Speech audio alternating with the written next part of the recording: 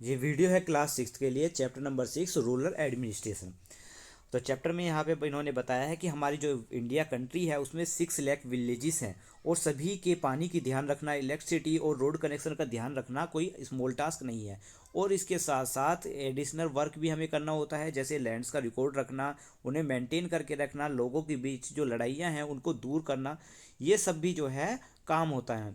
और इसमें जो है ये बहुत ही डिफ़िकल्ट टास्क है और इस चैप्टर में हम जानेंगे कि कैसे to rural administration officer work करते हैं। ठीक है, तो चैप्टर यहाँ पे स्टार्ट होता है। चैप्टर में एक स्टोरी बताई गई है जिसमें मोहन एक फार्मर है और उसकी जो फैमिली है वो एक स्मॉल एग्रीकल्चर फील्ड पर वर्क करती है। यहाँ पर उनका परिवार जो है करीब कई सालों से इस पर खेती कर रहा है। और उन्हीं के पास में रघु का भी लैंड है जो कि एक सेपरेटेड है एक बॉन्ड से, जैसे कि टू दो यहाँ पे फील्ड है और उनके बीच में एक बॉन्ड बना हुआ है। इस बॉन्ड से वो दोनों सेपरेटेड है, इसे हम बंड भी कहते हैं। अब यहाँ पे वन मॉर्निंग कहते हैं कि एक सुबह की बात है, मोहन ने नोटिस किया रघु ने अपनी बाउंड्री को थोड़ा सा शिफ्ट कर लिया है, जिससे कि उसने मोहन की कुछ फीट जमी को हथिया लिया है। ऐसा करने से उसे क्या किया, मोहन के जो लैंड है उसको तो हथिया लिया, अपना कर लिया, और साथ ही अपनी जो फील्ड है उसका साइज भी इंक्रीज कर लिया। फिर नेक्स्ट यहाँ पे मोहन जो है इस बात से बहुत ही गुस्सा होता है, पर थोड़ा सा डरा हुआ भी होता है, क्योंकि जो रघु है जिसने उसकी ज़मीन हथियाई थी उसके पास पहले से बहुत ज़्यादा ज़मीन है, और दूसरा उसके जो अंकल है वो इस गांव के सरपंच भी हैं। पर इसके बावजूद मोहन जो है थोड़ी हिम्मत करता है और रघु के घर पर जाता है। रघु के घर पर जाने के बाद उनके बीच में आर्गुमेंट होती है, बहस होती है। तो यहाँ पे रघु जो है वो एक्सेप्ट करने से मना कर देता है कि उसने अपने बंड को हिलाया है, अपने घेरे को आगे किया है। फिर वो अपने कुछ हेल्पर्स को, जो उसके साथी हैं, उन अपने हेल्पर्स को बुलाता है और जो सभी मिलकर जो है मोहन पर गुस्सा होने लगते हैं, मोहन पर चिल्लाने लगते हैं और फिर उसे मारने पीटने लगते हैं। इसी इन सभी सभी लड़ाई में जो नेबर्स होते हैं, आस पड़ोस के जो लोग हैं, वो भागे हुए उसके मोहन के पास आते हैं और उसको बचा लेते हैं, उसे पीटने पीटने से बचा लेते हैं और उसे वहाँ से ले जाते हैं। यहाँ पर मोहन जो है बहुत बैडली हर्ट है, बहुत ज़्यादा चोट लगी हुई है उसके सिर पर भी और हाथों पर भी। फिर वहाँ के जो पड़ोसी हैं उसे फर्स्ट एड लगाती हैं, तो उसकी मदद करती हैं, उसकी मरहम पट्टी करती हैं। तो जो उसके दोस्त हैं जो कि पोस्ट ऑफिस में, उसी गांव के पोस्ट ऑफिस में काम करते हैं, वो उसे सजेस्ट करते हैं कि उसे लोकल पुलिस स्टेशन में जाकर रिपोर्ट लिखानी चाहिए इस बात पर। तो यहाँ पर कुछ जो लोग होते हैं वो इस आइडिया को सही नहीं समझते। वो कहते हैं कि इसमें उनका जो मोहन है उसका पैसा ही बर्बाद होगा और उसे कुछ भी नहीं मिल पाएगा। कुछ लोग कहते हैं कि रघु ने जो है पहले से ही पुलिस में कांटेक्ट कर लिया होगा, पुलिस में पहले से ही अपनी बात रख दी होगी। तो यहाँ पे बहुत ज़्यादा डिस्कशन होता है सभी लोगों के बीच में। तो मोहन डिसाइड करता है कि वो जो है पुलिस स्टेशन में जाएगा और अपने उन नेबर्स को भी, पड़ोसियों को भी साथ लेकर जाएगा, जो जिन्होंने उनके साथ ये इंसिडेंट होते हुए देखा है, सबूत के तौर पर।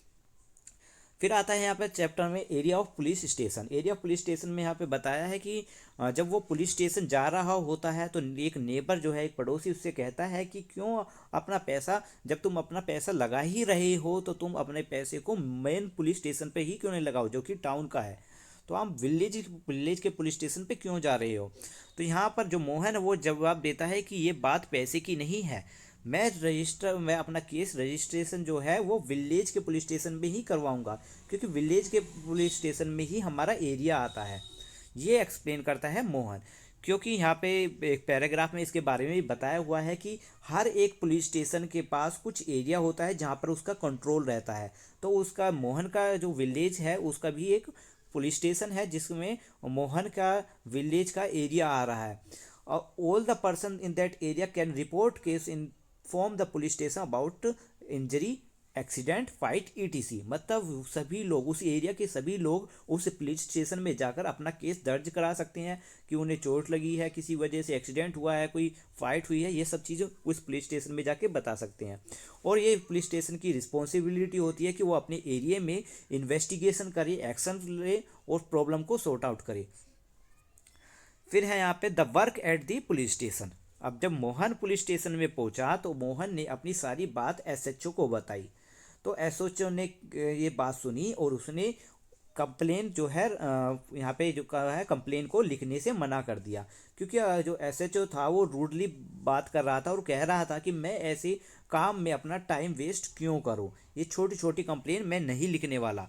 तो यहाँ पे जो है वो इन्वेस्टिगेट करने से मना कर देता है और वो उसकी एसएचओ जो होता है मोहन की बातों पर विश्वास नहीं करता।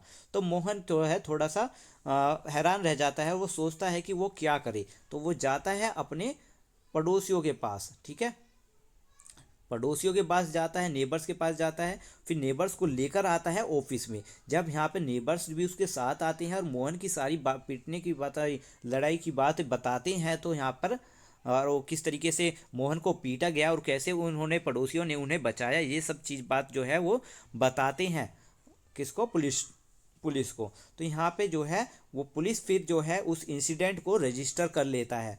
फाइनली वो एग्री भी हो जाता है ऑफिसर और कहता है मोहन से कि अपनी कंप्लेन को राइटिंग में दो, अपनी कंप्लेन को लिखवा दो। तुम्हारे साथ नेक्स्ट डे कांस्टेबल जाएगा और वह सारी इंसिडेंट को इन्वेस्टिगेट करेगा।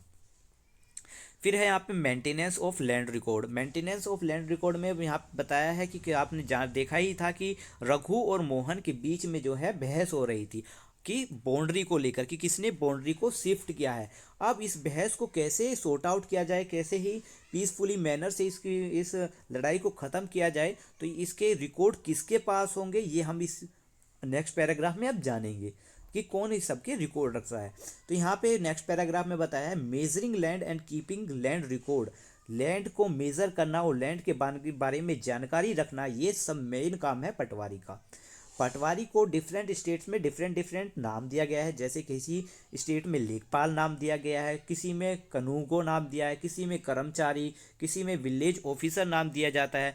पर इस चैप्टर में हम इसमें पटवारी ही नाम देंगे, पटवारी नाम से इसको जानेंगे कि पटवारी का काम क्या है। तो पटवारी की रिस्पॉन्सिबिलिटी होती है विलेजेस की, कि वो विलेजेस की रिकॉर्ड्स को ध्यान में रखे, वहाँ के सभी ज़मीनों के रिकॉर्ड्स को अपडेट करता रहे और गवर्नमेंट तक पहुँचाता रहे। फिर नेक्स्ट है कि जो पटवारी होता है उसी के पास मैप होता है। मैप में सारी डिटेल्स होती हैं कि किसके पास कितना लैंड है और उसी में सभी कुछ ड्रॉ हुआ होता है और पटवारी उसको अपने पास रखता है। फिर नेक्स्ट पैराग्राफ में इन्होंने बताया कि the patwari usually has way to measuring agriculture field. पटवारी के पास अपने ही एक वे होता है जिससे कि वो एग्रीकल्चर फील्ड को मेज़र कर सके। इसमें थोड़ा सा लॉन्ग प्रोसेस होता है कुछ और चीज़ों में। तो यहाँ पे पटवारी क्या करता है, पटवारी अब मेजरिंग करेगा मोहन के और रघु की फील्ड को और कंपेयर करेगा जो उसके पास मैप है उसकी फील्ड का, ठीक है, खेतों का। तो यहाँ पे वो मेज़र करेगा। अगर कि मेज़र नहीं हुआ, जो उसके पास मैप है उससे मेज़र नहीं होती है ज़मीन, तो वो क्लियर हो जाएगा कि किसी ने बाउंड्री को चेंज किया है, ठीक है, वो जान जाएगा इस बात को। अब यहाँ पे पटवारी का दूसरा मेन काम क्या होता है, पटवारी का और मेन काम ये होता है कि उसके पास रिस्पॉन्सिबिलिटी होती है कि वहाँ के विलेजेस के फार्मर जो हैं उनके रिवेन्यू को इकट्ठा करे, इकट्ठा करने के बाद उसकी इन्फॉर्मेशन गवर्नमेंट तक पहुँचाए और गवर्नमेंट को ये इन्फॉर्मेशन भी दे कि कौन सी एरिया में कौन सी क्रॉप्स उगाई जा रही हैं। और यहाँ पे ये सब रिकॉर्ड रखना ये पटवारी का ही काम है और इन सभी को अपडेट करते रहना ये भी पटवारी का ही काम है कि रेगुलर वो इन सभी कामों को अपडेट करता रहे। फार्मर में change their crops grown in their field और मे डिग अ वेल समवेयर। ठीक है, ये इन्फॉर्मेशन भी देना कि फार्मर क्या काम कर रहे हैं, कौन सी खेती उगा रहे हैं, कि वो अपनी मर्जी से कोई भी फसल उगा सकते हैं और वेल जो कुआं है उसे भी कहीं पर भी अपनी फील्ड में बना सकती हैं। अब ये देखो यहाँ पे दिया हुआ है उस लैंड के बारे में, जैसे कि पटवारी के पास रहता है, जैसे ये दिया हुआ है मोहन का और रघु का। तो मोहन का जो रघु का, ये मोहन का है 0.75 हेक्टेयर जो लैंड है और जो रघु है उसके पास 2.75 हेक्टेयर है। तो इस तरीके से उसके पास एक डॉक्यूमेंट होता है, एक मैप डॉक्यूमेंट रहता है जिसमें सभी की उसकी जानकारी रहती है। जैसे कि ये मैप दिया हुआ है, इसमें मैप में भी दिया हुआ है कि किस तरीके से उनका लैंड जो है बना हुआ है और इसमें अगर मैच नहीं होता तो मतलब वो जान जाएगा कि जो है उसको शिफ्ट किया गया है बंड को। अब यहाँ पे इस पैराग्राफ में लास्ट लाइन थी डिग वेल समवेयर। ठीक है, कहीं पर भी कुएं बना सकते हैं और इस सभी का जो है जो भी ये जानकारी है उस वो जो पटवारी है वो गवर्नमेंट तक पहुँचाता है। ये हमने यहाँ पे अभी जाना था। अब यहाँ पे जो गवर्नमेंट ये पटवारी तो काम कर रहा है, पर इस पटवारी का काम कौन देखता है? सीनियर पीपल्स देखते हैं उसी डिपार्टमेंट के। जो सीनियर पीपल होते हैं डिपार्टमेंट के, वो क्या करते हैं, वो पटवारी के वर्क पर नज़र रख रहे होते हैं कि क्या क्या पटवारी सही से काम कर रहा है या नहीं। ये काम होता है उनके सीनियर्स का। अब नेक्स्ट पैराग्राफ में ये कहते हैं all state in India are divided into district. सभी स्टेट्स, हमारी जो इंडिया की कुछ स्टेट्स, मतलब जितनी भी स्टेट्स हैं वो डिस्ट्रिक्ट में बटी हुई हैं।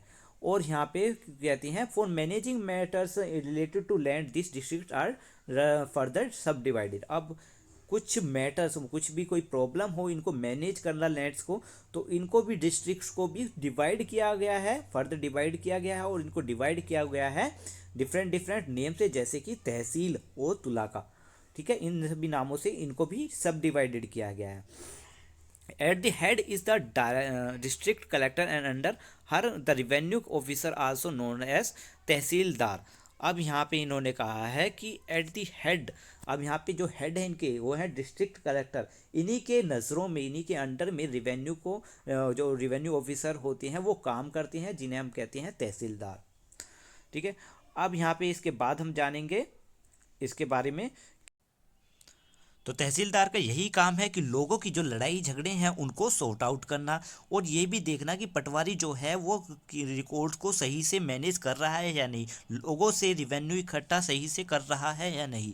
ये सब काम भी तहसीलदार का होता है। और साथ ही जो फार्मर्स हैं उनको अपने रिकॉर्ड्स की एक कॉपी ऑब्टेन कराना, और स्टूडेंट्स को उनके कास्ट सर्टिफिकेट देना, ये सब काम भी तहसीलदार का ही है। तो तहसीलदार ही जो है लोगों की लड़ाई झगड़ों को उनको सॉर्ट आउट करने की कोशिश करता है लैंड्स के ऊपर। अब न्यू लॉ क्या है? न्यू लॉ जो है वो 2005 में एक्ट 2005 में आया था, जो कि है हिंदू सक्सेशन अमेंडमेंट एक्ट। इसके बारे में यहाँ जानेंगे कि जैसे कि हम फार्मर के बारे में सोचते हैं, जब भी हम फार्मर के बारे में बोलते हैं तो लोगों के दिमाग में यही होता है कि एक फार्मर जो है एक इंसान, मैन होगा। ठीक है, मैन ही हो सकता है, वुमेन के बारे में नहीं सोचते। कि वुमेन के जो है, पहले सोचते थे कि जो वुमेन है वो सिर्फ फील्ड पर या खेती में सिर्फ काम कर सकती है, उसे एग्रीकल्चर लैंड नहीं मिलता था। वह जो उस समय देखा जाता था कि जो वो हिंदू वुमेन है उन्हें अपने परिवार के, अगर कोई परिवार में उसके फादर की डेथ हो जाए तो फादर की डेथ होने के बाद सारी ज़मीन जो है उनके बेटों में बांट दी जाती थी, ये देखा गया है। और जो वुमेन है उसको कुछ भी हिस्सा नहीं मिलता था। तो अब एक न्यू लॉ जो है निकला था 2005 में, उसके मुताबिक अगर फादर की या फिर परिवार की डेथ हो जाती है तो उसकी जो प्रॉपर्टी है उसके इक्वल ही सन और डॉटर में बांट दी जाएगी। ठीक है, वुमेन को भी, जो उनकी जो बेटी है डॉटर, उनको भी इक्वल शेयर मिलेगा। तो यही सारा लॉ जो है ये अप्लाई होता है पूरी स्टेट में और पूरी यूनियन टेरिटरीज में, हमारी कंट्री में। अब ये इस लॉ का बहुत ही सभी वुमेन्स को बहुत ही फ़ायदा हुआ है। एक एग्जांपल के तौर पे यहाँ पे दिया हुआ है कि एक सुधा नाम की एक एल्डर डॉटर है, एक फैमिली की, एक एग्रीकल्चर फैमिली है, ठीक है, खेती करने वाली फैमिली, उसकी एक डॉटर है सुधा उनकी। अब वो मैरी करके, शादी करके जो है दूसरे गांव, पड़ोस के गांव जा चुकी है। जब उसके फादर की डेथ हुई तो सुधा वापस आ गई अपनी मदर की मदद करने के लिए। तो यहाँ पे जो उसकी मदद है उसने पटवारी को बुलाया और उसने अपनी जो बड़ी बेटी है उसका नाम भी अपने रिकॉर्ड्स में डलवा दिया, जिससे कि अगर उसकी डेथ हो जाती है तो सुधा को भी अब उसके हिस्से में से जो है कुछ शेयर लैंड मिल जाए, जिस पर वो डिपेंड रह सकती है और उसकी ज़िंदगी सही हो सकती है। ठीक है, तो ये चैप्टर यहीं तक था और चैप्टर कंप्लीट हो चुका है। अगर आपको वीडियो अच्छा लगा है तो प्लीज़ लाइक करिएगा। And thank you for watching.